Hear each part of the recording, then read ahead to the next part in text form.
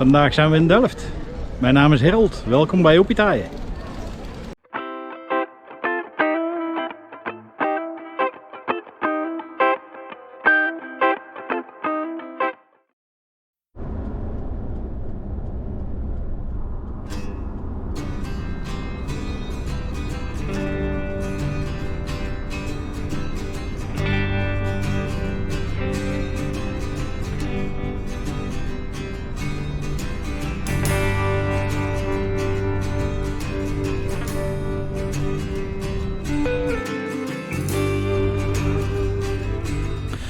Het historische centrum van Delft is eigenlijk één groot openluchtmuseum.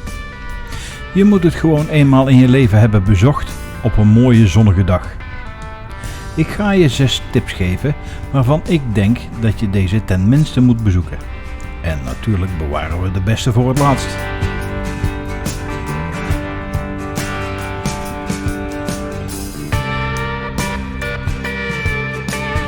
Tip 1. De Oostpoort.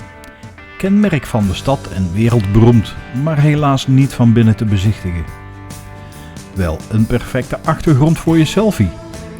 Oorspronkelijk had de stad 8 stadspoorten in de verstevigde vesting die Delft ooit was in de periode dat Willem van Oranje hier woonde. De laatste poort van de andere 7 poorten is in 1840 gesloopt bij de uitbreiding van de stad. Hier stond tot eind vorige eeuw nog een stadsmuur. Helaas heeft deze muur plaats moeten maken voor een spoortunnel en een nieuwe trambaan.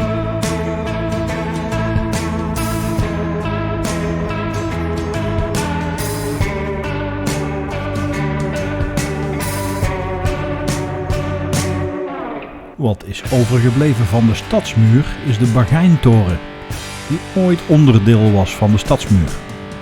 Deze toren en de molen De Roos zijn beide in 2011 zo'n 15 meter verplaatst en later teruggezet voor de bouw van de spoortunnel.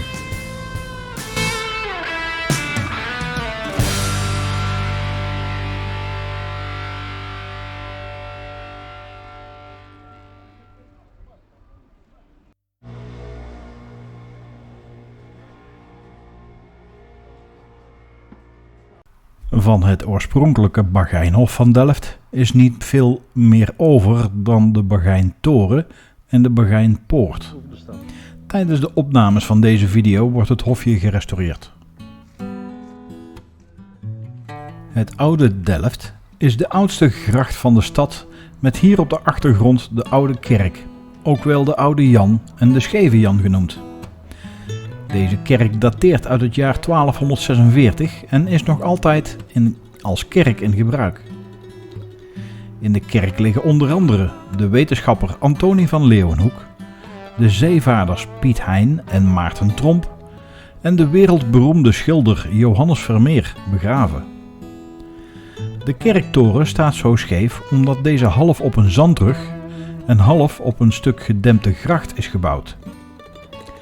Tijdens de bouw van de toren in 1325 begon de toren al scheef te zakken. In de toren is een knik te zien omdat men recht heeft verder gebouwd op een scheve basis.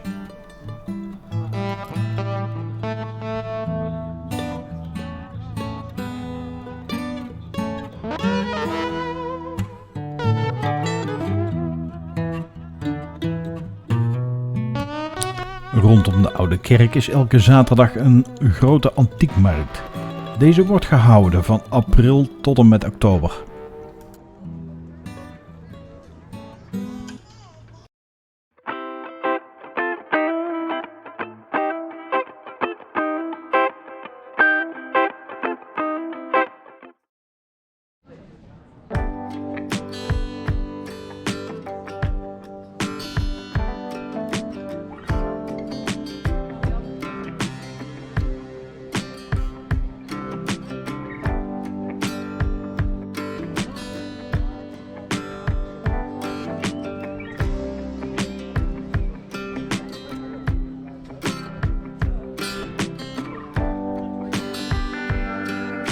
Waarom naar Venetië gaan als we hier zoiets moois als Delft hebben?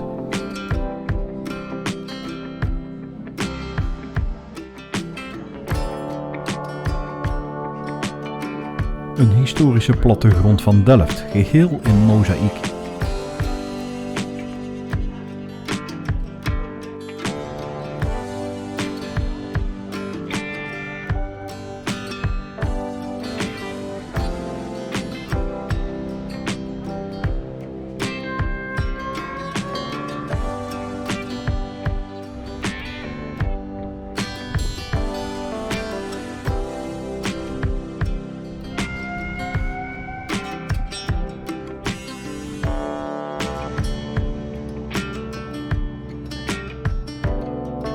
Delft is een toeristische plaats voor veel internationale bezoekers. In eerste plaats voor het wereldberoemde Delfts blauw, aardewerk en porselein. Je vindt hier dan ook de typische souvenirswinkels met kaas, Delfts blauwe spulletjes en niet te vergeten tulpen en houten klompen.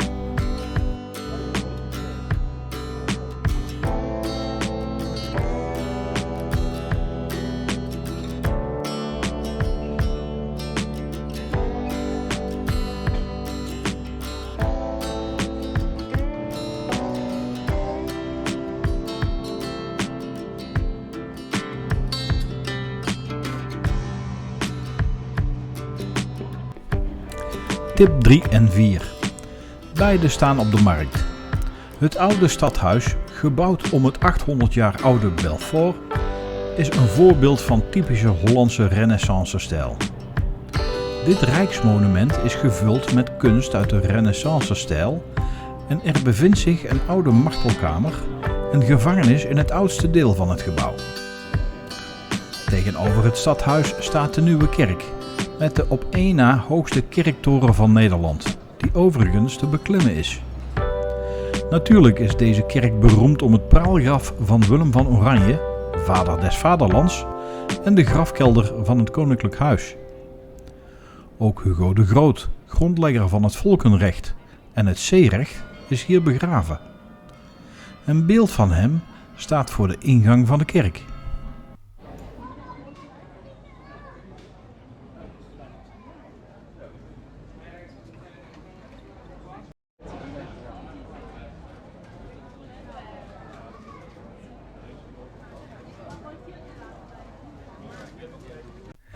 Tip 5. De Beestenmarkt is een aanrader voor een hapje en een drankje op de terrassen tussen de bomen. Kijk daar ook even binnen bij het oude verfwinkeltje van Firma Verbeek en doe de eigenaar Walter de groeten van mij.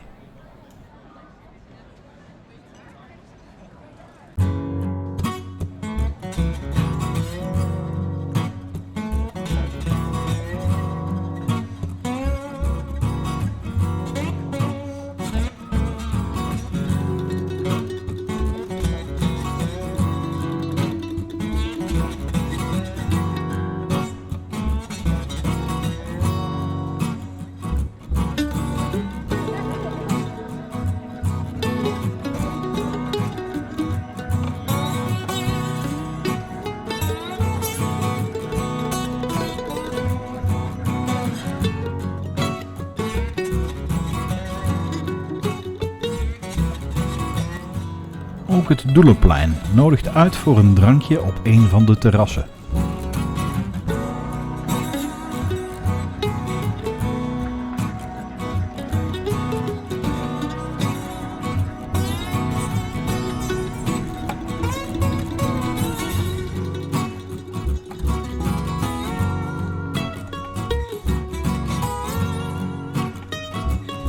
Locaties en links naar alle tips vind je hieronder in de video-omschrijving.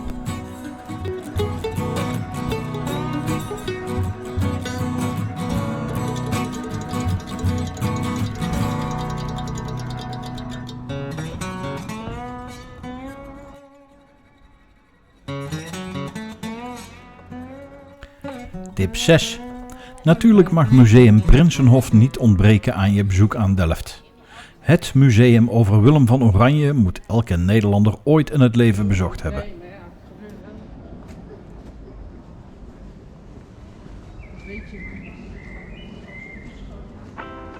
Bekijk ook eens onze video over Tilburg.